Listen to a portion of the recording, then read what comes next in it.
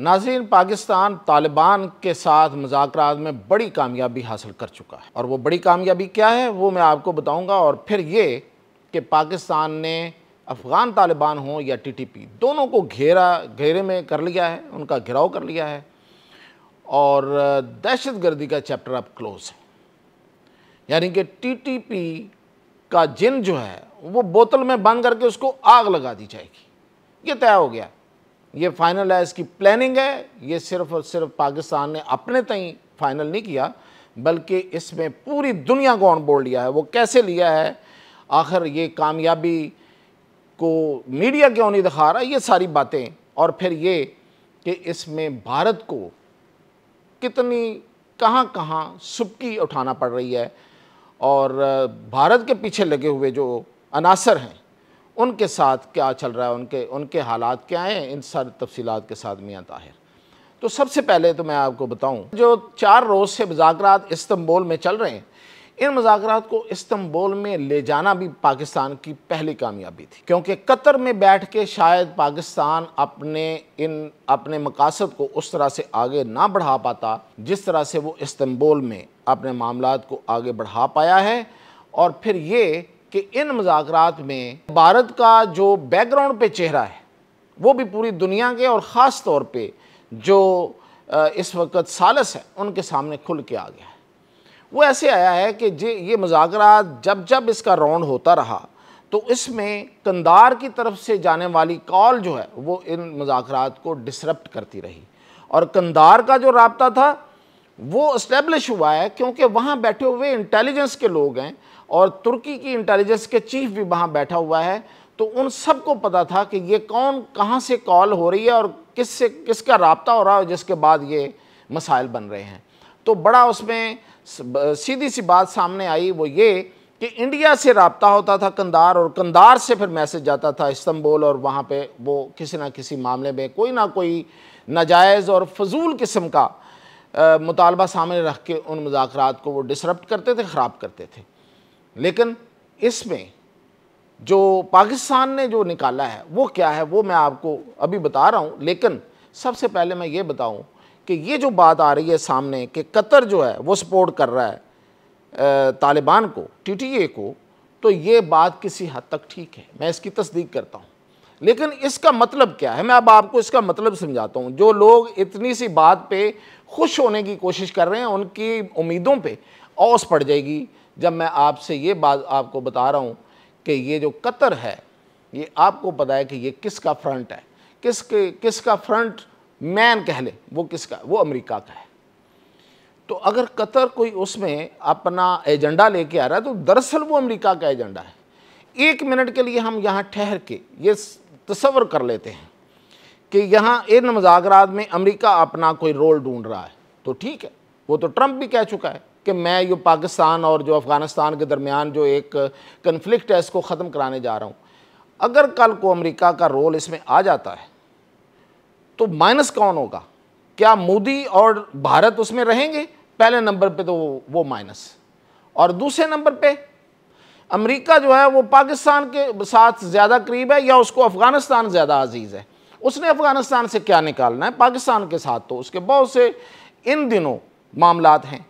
तो फिर इसका मतलब ये हुआ कि वहाँ फिर पाकिस्तान और अमेरिका ही होंगे, बाकी सब माइनस। ये है एक पहलू। अब दूसरा कि पाकिस्तान को वहाँ पे कामयाबियाँ क्या मिली हैं।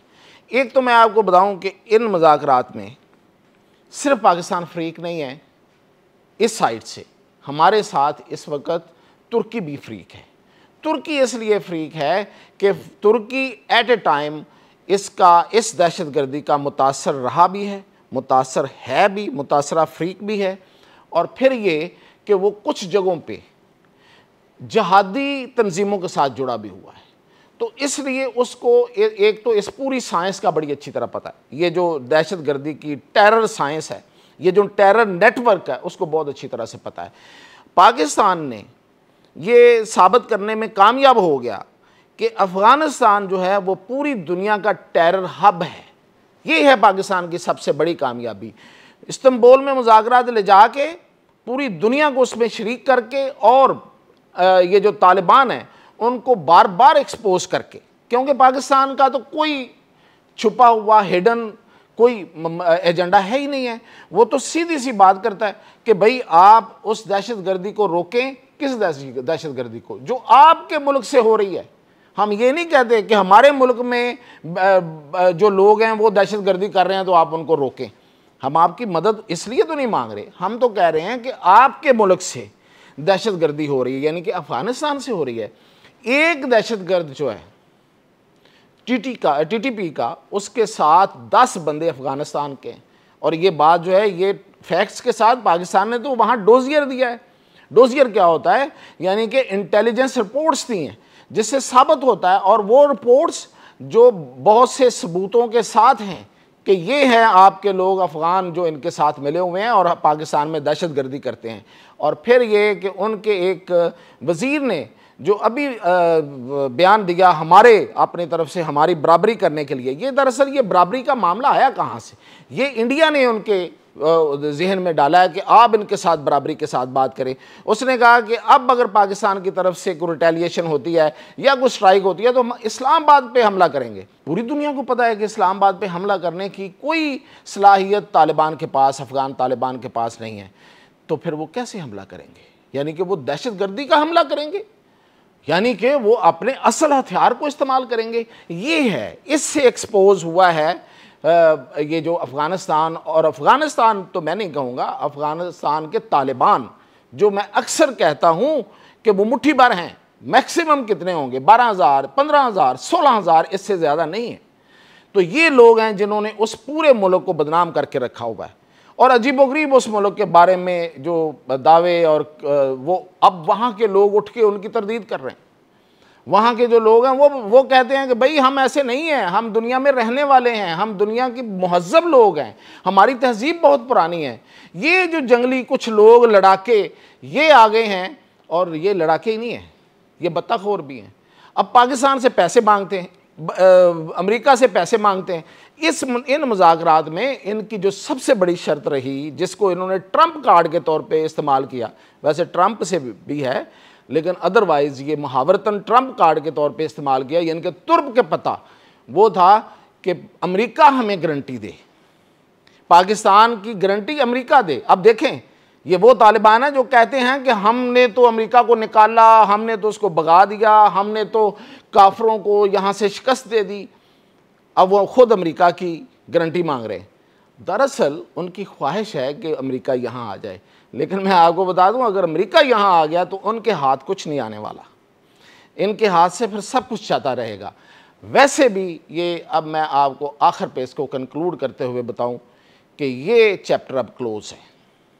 पाकिस्तान को पहले दिन से अंदाज़ा था, अब जाहिर है कि नताइज निकाले जाते हैं, नताइज तक पहुँचा जाता है।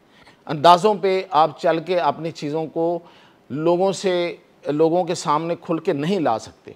तो पाकिस्तान ने इनको एक्सपोज कर दिया, इन्हें नंगा कर दिया है, और वो नंगा करके अब पाकिस्तान ये बिल्कुल पूरी दुनिया को बता पाएगा कि ये दहशतगर्द हैं, दहशतगर्दों के सरपरस्त हैं। और सिवाय ये कि ये दहशतगर्दी करके ये पैसा बनाते हैं, इधर से पैसा बटोरते हैं, उधर से पैसा बटोरते हैं, और मनशियात का कारोबार करते हैं, और ड्रग्स का कारोबार, और फिर साथ ये पूरी दुनिया में दहशत फैलाते हैं और उससे पैसा बनाते हैं। ये टेररिज्म एक बहुत बड़ा बिजनेस है। तो ये वो वाला बिजनेस करना चाहते हैं, इसलिए इनको ख़त्म करना, पूरी दुनिया का मिल के इनको ख़त्म करना एक फ्रीज़ा है पूरी दुनिया का।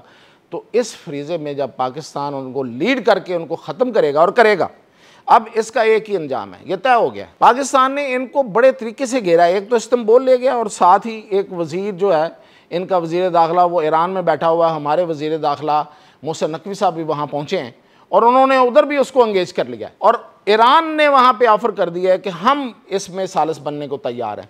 तो ये तालिबान अब किसी तरफ से बच के नहीं जाएंगे। ये जो मुज़ाकरात है ना, मुज़ाकरात हमेशा देखें, talk talk fight fight, fight fight talk talk. ये नहीं होता कि आप टॉक करते रहें, बातें करते रहें, जो हमारे कुछ लोग कहते हैं नहीं जी मुज़ाकरात करें, नहीं जी बात करें, कर रहे हैं ना बात। तो अब नहीं होगी तो फिर क्या होगा? फिर फाइट फाइट, और यही इसका हल है। अब अगर ये सारे ये जिस तरीके से हमने इनको घेरा है, इसमें से कुछ नहीं निकला जिसके कभी इम्कान है, वैसे तो मेरी उम्मीद है निकल आए, सब अमन पसंद लोगों की है कि ये इस पे राज़ी हो जाएं, लेकिन ये राज़ी होने वाले हैं नहीं। इनकी जीन्स नहीं, ये का जो है इनका जेनेटिकल इशू है, ये कभी राज़ी नहीं होंगे। तो फिर इनको वहीं पे मारा जाएगा जहाँ से ये निकले थे, और इन सब को टीटीपी समेत वहाँ दफन कर दिया जाएगा। और मैं बड़े अरसे से कह रहा हूँ कि तालिबान की कहानी ख़त्म। ये अब कोई महीना 2 महीने जिस तरीके से कोई टाइम लेना चाहते हैं लेते रहें, इससे ज़्यादा कुछ नहीं है। और एक ख़बर मैं जाते जाते दे दूं कि इंडिया ने ताजिकिस्तान में एक एयर बेस ले रखी थी बहुत पहले से, और वो तो उस वक्त वैसे अमेरिका बहादुर की जो आशीर्वाद है उससे ली थी। आइनी एयर बेस उसे कहते हैं।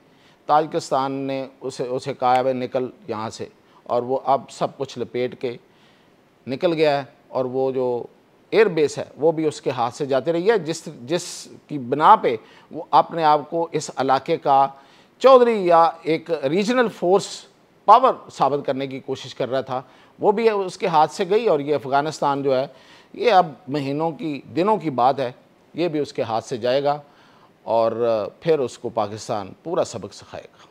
ये थी अब की अपडेट।